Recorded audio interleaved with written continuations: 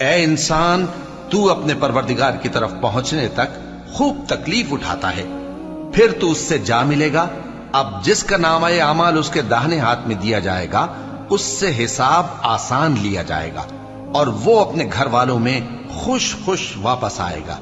और जिसका नामा आमाल उसकी पीठ के पीछे से दिया जाएगा तो वो मौत को पुकारेगा और दोज़ख में दाखिल होगा।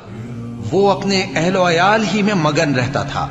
वो तो ख्याल करता था कि अल्लाह की तरफ लौट कर न जाएगा। क्यों नहीं, उसका परवरदिगार तो उसको देख रहा था। सो मैं शाम की सुर्खी की कसम खाता हूं और रात की और जिन चीजों को वो इकट्ठा कर लेती है उनकी, और चांद की जब वो पूरा हो जाए कि तुम लोग दर्जा बदर्जा जरूर चढ़ोगे। तो इन लोगों को क्या हुआ है कि ईमान नहीं लाते, और जब इनके सामने कुरान पढ़ा जाता है तो सजदा नहीं करते, बल्कि काफिर झुटलाए जाते।